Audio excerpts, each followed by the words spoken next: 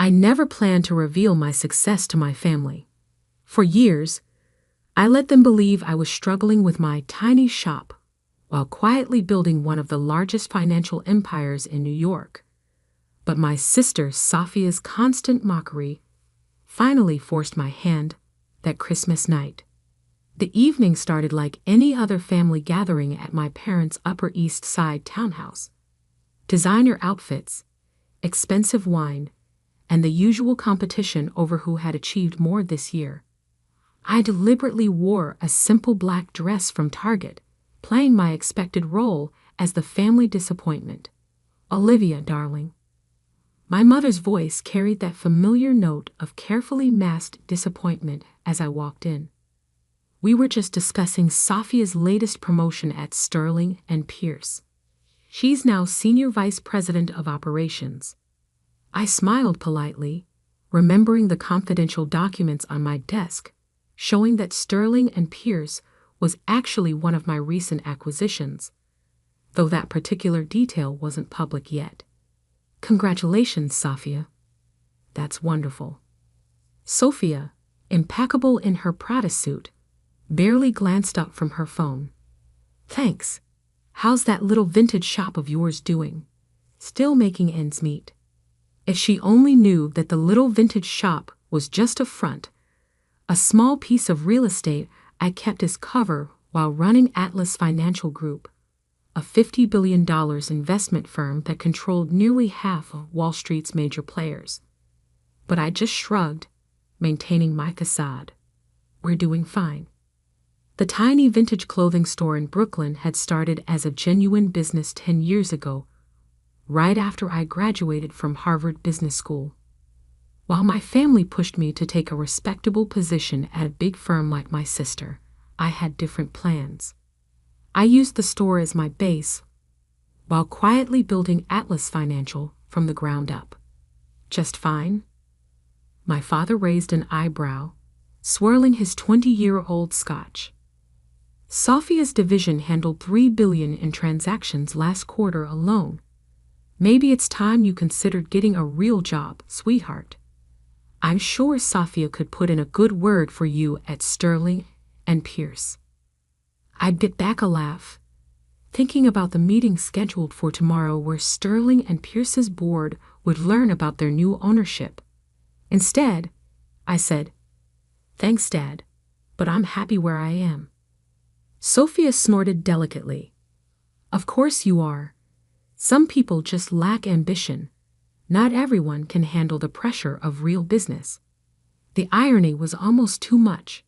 Just that morning, I had closed a deal worth more than Sterling and Pierce's entire market cap. But here I sat, letting my sister lecture me about real business. "Remember when Olivia actually went to Harvard Business School?" my mother added, shaking her head. "All that potential wasted on a little shop. At least Sophia made something of herself." The doorbell rang, interrupting what was sure to be another recap of my supposed failures. My mother brightened immediately. "Oh, that must be Marcus. Sophia, your boss said he might stop by, didn't he?" Marcus Evans, CEO of Sterling and Pierce, was indeed supposed to make an appearance. What my family didn't know was that he was here at my request, not Sophia's. After years of hiding my success, I had finally decided it was time for a change. The mounting takeover of Sterling and Pierce had provided the perfect opportunity. Sophia straightened her designer dress, clearly eager to impress her CEO. "Yes, Marcus mentioned he tried to drop in. He's been such a wonderful mentor to me." The household staff ushered Marcus into the dining room. He was exactly as I remembered from our board meetings, tall, distinguished, impeccably dressed in a tailored suit. But while my family saw Sterling and Pierce's powerful CEO, I saw a man who now answered to me. Sophia jumped up immediately. "Marcus, I'm so glad you could make it. Let me introduce you to my family." But Marcus's eyes had already found me, and the look of recognition was immediate. He stepped forward, hand extended, completely ignoring Sophia's attempt at introductions. "Ms. Reynolds," he said formally, using my professional name. "I didn't expect to see you here tonight." The room fell silent. Sophia's smile froze on her face. "Hello, Marcus," I replied calmly. "Merry Christmas." "Wait," Sophia interrupted, confusion evident in her voice. "How do you know my sister?" Marcus looked genuinely puzzled. "Your sister?" He glanced between us. "I apologize. I had no idea Ms. Reynolds was your sister. She's the CEO of Atlas Financial Group, our new owner." The silence that followed was deafening. My mother's wine glass slipped from her fingers, crashing to the floor. Sophia's face had gone completely white. And my father, he just stared at me as if seeing me for the first time. "Owner?" Sophia whispered. "That's impossible. Olivia runs a vintage clothing store." I smiled, finally letting my carefully maintained facade drop. "Actually, Sophia, I own quite a bit more than that, including, as of tomorrow morning, Sterling and Pierce." The vintage store had been my cover for years, allowing me to build my empire away from my family's judgmental eyes. While they mocked my little shop, I was quietly becoming one of the most powerful figures in finance. Atlas Financial Group, named after my childhood fascination with Greek mythology, now controlled over $50 billion in assets. Sophia sank back into her chair, her perfectly maintained composure crumbling. But you're just? You run a shop in Brooklyn." "The shop was a front," I explained, feeling a weight lift as I finally spoke the truth. I needed somewhere quiet to work while building Atlas. Somewhere no one would look too closely at what I was really doing.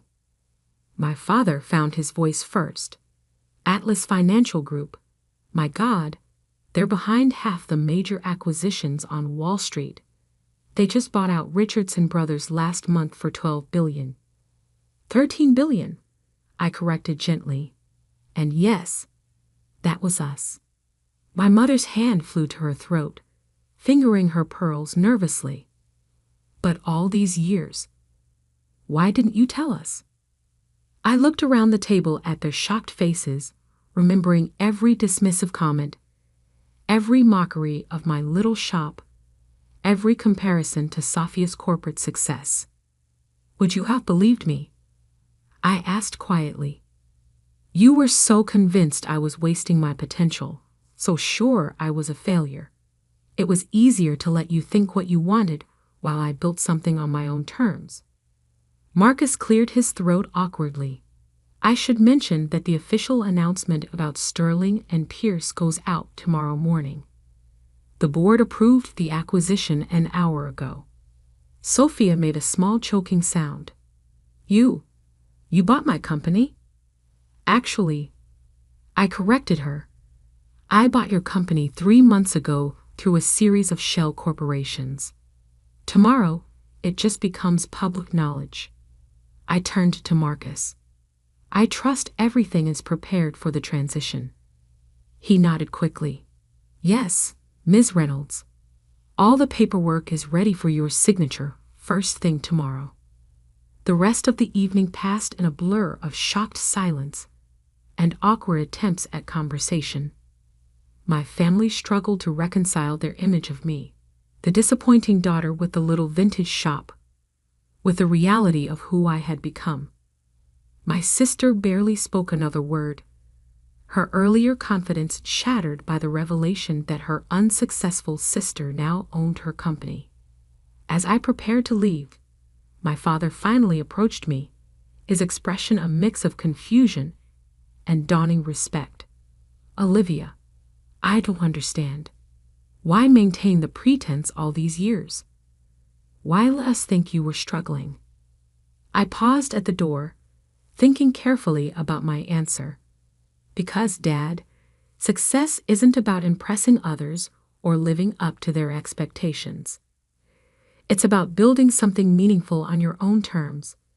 And sometimes the best way to do that is to let people underestimate you.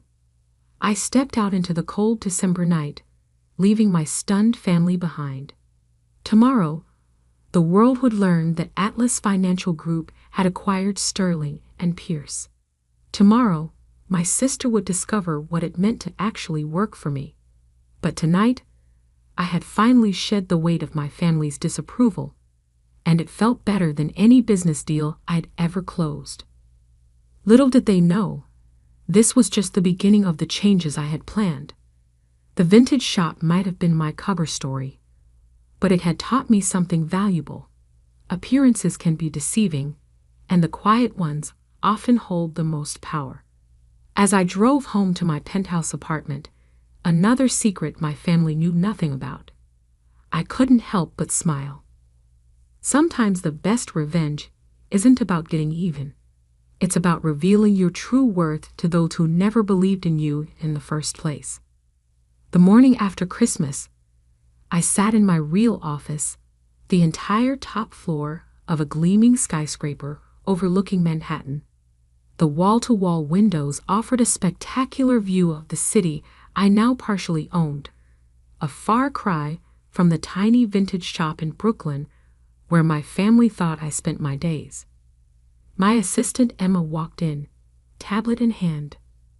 The Sterling and Pierce announcement goes live in 10 minutes. Also, your sister has tried to call 17 times since 6 a.m. I smiled, remembering Sophia's face when she learned the truth last night. Any messages? Mostly variations of "we need to talk," and "you can't do this to me." Emma paused. Your parents have called too.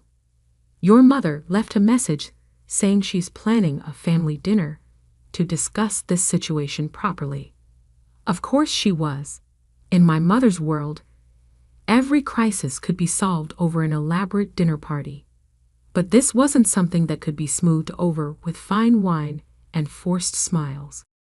Ms. Reynolds, Emma interrupted my thoughts. The Sterling and Pierce board is waiting in the main conference room, and your sister is in the lobby. I straightened my Armani suit. No more Target dresses now that my cover was blown.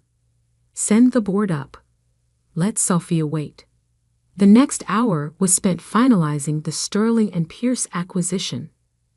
The board members, who had only known me as the mysterious CEO of Atlas Financial, now treated me with a mixture of respect and fear. They had no choice. Atlas Financial now owned 67% of their company. Finally, I nodded to Emma. Send Sophia up. My sister burst into my office like a hurricane in designer clothes. She stopped short at the sight of my expansive office, her eyes widening as she took in the elegant furniture, the priceless art, and the commanding view of Manhattan. This is impossible, she whispered. Clearly not, I replied calmly, not bothering to stand. Did you need something, Sophia? She whirled to face me, her composure cracking. Need something? You bought my company. You've been lying to us for years, playing poor little Olivia with her pathetic little shop, while secretly, building an empire? I supplied. Yes, I did. And I didn't lie. I just let you believe what you wanted to believe. But why? She demanded. Why hide it? Why let us think you were a failure? I leaned back in my chair, studying my sister carefully. Because you needed to. You, Mom, Dad, you all needed to believe I was less successful than you. It made you feel better about yourselves. That's not true. No. I pulled up some files on my computer. Let's see. In the past 5 years, you've mentioned my little shop exactly 147 times in family gatherings. Mom has suggested I get a real job 89 times, and you've used the words wasted potential in reference to me at least 50 times. Sophia's face flushed. You've been keeping count? I keep track of everything, Sophia. It's how I built this company. It's how I knew Sterling and Pierce would be the perfect acquisition. And it's how I knew exactly when to reveal the truth. She sank into one of my visitor chairs, her designer dress crumpling. So what happens now? Are you going to fire me? I smiled. Fire you? No, Sophia. I'm promoting you. Her head snapped up. What? You're good at your job, I acknowledged. Your division has shown consistent growth. I'm making you Executive Vice President of Global Operations. Hope flickered across her face. Really? With one condition. I leaned forward. You report directly to me. Every decision, every major move, it goes through me first. Think you can handle having your little sister as your boss? The hope in her eyes dimmed slightly. For the first time in our lives, the power dynamic had shifted completely. No more mockery, no more condescension. Now she had to answer to the sister she'd spent years looking down on. I'll need to think about it, she managed. Take all the time you need, I replied smoothly. The position is open until tomorrow morning. After that, I'll find someone else. She stood up shakily, smoothing her dress with trembling hands. As she reached the door, she paused. Olivia, that vintage shop, why keep it? Now that everyone knows the truth. Because I like it, I said simply. It reminds me of where I started, and it keeps me grounded. Success isn't just about corner offices and billion-dollar deals, Sophia. Sometimes it's about staying true to yourself, even when everyone else thinks you're wrong. After she left, Emma brought in my afternoon schedule. Your parents' dinner invitation. Should I decline? I thought about it for a moment. The old Olivia would have made an excuse, avoided the confrontation. But I wasn't hiding anymore. Accept it, I decided. But make sure they know I'll be coming directly from the office. Let's see how they handle having the real me at their dinner table. The rest of the day passed in a blur of meetings and calls. News of the Sterling and Pierce acquisition had hit the financial world like a bomb. Atlas Financial Group was now officially one of the most powerful firms on Wall Street, and I was no longer the shadowy figure behind it. As I prepared to leave for my parents' dinner, I received one final message from Sophia. I accept the position, but this isn't over. I smiled, slipping my phone into my designer bag. Of course it wasn't over. This was just the beginning. My family had spent years underestimating me, dismissing my choices, mocking my supposed failure. Now they would learn exactly what I was capable of. The vintage shop in Brooklyn might have been my cover story, but Atlas Financial was my true legacy. And now that my family knew the truth, it was time to show them just how far their disappointing daughter had really come. I stepped into my private elevator, heading down to where my driver waited. Tonight's dinner would be interesting. No more hiding. No more pretending to be less than I was. It was time for my family to meet the real Olivia Reynolds, CEO of Atlas Financial Group and owner of half of Wall Street. And something told me they weren't ready for what that really meant. My driver pulled up to my parents' townhouse precisely at 7. This time, I didn't try to blend in. My Chanel suit and Louboutin heels announced exactly who I was. Not the daughter they dismissed for years, but the powerful CEO I'd become. The family butler, who now knew I could buy and sell this house 100 times over, opened the door with a deep bow. Ms. Reynolds, your family is waiting in the dining room. I could hear heated whispers as I approached. They fell silent when I entered. My mother, father, and Sophia sat around the massive dining table, looking like they'd been caught plotting something, which, knowing them, they probably had. "Olivia," my mother managed, her voice strained. "You look different. Amazing what wearing your real clothes can do," I replied, taking my seat. "No more Target dresses needed." My father cleared his throat. "We've been discussing the situation, and we think—" "The situation?" I interrupted, raising an eyebrow. "You mean my success? My company? The fact that I'm now Safia's boss?" "About that," Safia cut in, "I've been thinking about the position you offered." "The position isn't negotiable," I said firmly. "You either accept it on my terms, or you find somewhere else to work. Though good luck explaining to other firms why you left a promotion at Atlas Financial." My mother's hands fluttered nervously with her napkin. "Darling, there's no need to be so aggressive. We're family." "Family?" I laughed softly. "Was it family when you mocked my little shop for years? When you compared me to Safia at every opportunity? When you told everyone who would listen that I'd wasted my Harvard degree?"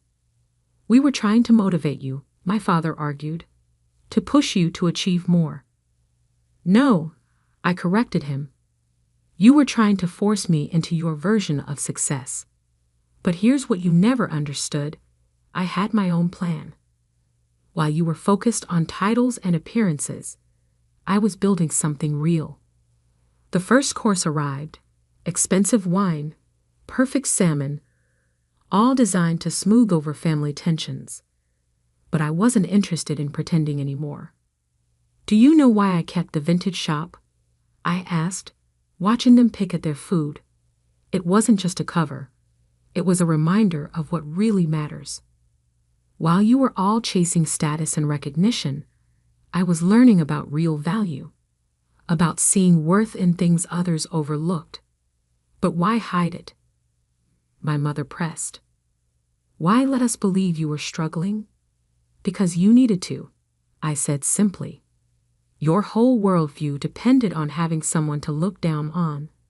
The successful parents, the perfect daughters Safia, and poor struggling Olivia.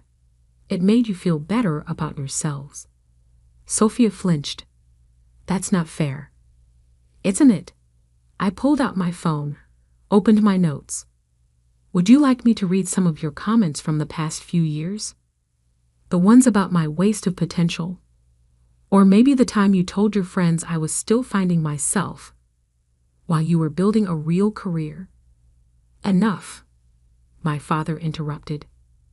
"What do you want, Olivia? Money? Power? You clearly have both now." I set down my fork, looked each of them in the eye. "What I want is acknowledgement, not of my success. I don't need your validation for that. I want you to acknowledge how you treated me, how you belittled my choices, dismissed my path, and made me feel less than because I didn't follow your script." Silence fell over the table. My mother's carefully applied makeup couldn't hide her discomfort. My father's usual authority seemed to have deserted him. And Safia, she looked lost, her world turned upside down. Finally, my father spoke. We were wrong." "Yes," I agreed. "You were.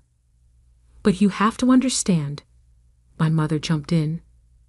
"We only wanted what was best for you." "No," I corrected her gently. "You wanted what looked best to others. There's a difference." I stood up, smoothing my designer suit. "I have an early meeting tomorrow. Atlas Financial is acquiring another firm, one that makes Sterling and Pierce look small in comparison. Safia, I expect you in my office at 8 sharp. We have a lot of work to do." "Olivia, please," my mother called as I turned to leave. "Can't we just go back to the way things were?" I paused at the door. "No, we can't. But we can move forward if you're willing to accept me as I am. Not as you wish I was. And if we can't, my father asked quietly, then you'll miss out on knowing who I really am, I replied. Your choice. I left them sitting there, surrounded by their expensive dinner and shattered assumptions. My driver was waiting outside, ready to take me back to my penthouse apartment. Rough night? He asked, seeing my expression. Actually, I smiled. It was perfect. The next morning, I arrived at my office to find Sofia already waiting.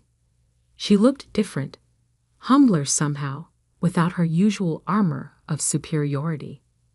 I've been thinking, she said before I could speak, about everything you said last night. You were right.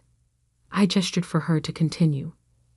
I was jealous, she admitted. Not of your success.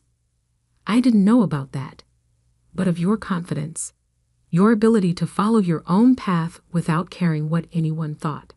I always needed their approval. And now I'd like to learn from you. Really learn, not just accept the promotion. If you're willing to teach me. I studied my sister, seeing for the first time, not my lifelong rival, but someone who might actually be ready to grow. First lesson, I said, sitting down at my desk. Success isn't about proving others wrong. It's about proving yourself right. Over the next few months, things changed. Not dramatically. Years of family dynamics don't disappear overnight. But slowly, steadily, the relationships shifted. My parents stopped trying to micromanage my life and actually started listening when I spoke. My mother replaced her subtle digs with genuine questions about my business. My father began asking for my advice on investments. Sofia worked harder than I'd ever seen her, learning the real meaning of success. She still struggled sometimes with reporting to her younger sister, but she was trying. That counted for something. The vintage shop in Brooklyn. I kept it, spending Saturday afternoons there when I needed a break from being CEO. It remained my sanctuary, a reminder of where I came from and what I'd built. 1 year after that fateful Christmas dinner, I hosted the family holiday party in my penthouse apartment. No more pretense, no more hiding, no more uncomfortable digs about my career choices. As I watched my family mingle with New York's financial elite, I caught Sofia speaking to a junior analyst. My sister, she was saying, taught me that real success isn't about titles or appearances. It's about building something meaningful, something true to who you are. I smiled, sipping my champagne. Sometimes the best revenge isn't about getting even or proving people wrong. Sometimes it's about showing them a better way to be right. The vintage shop's bell still rings every day, its small space filled with carefully curated pieces and stories waiting to be discovered.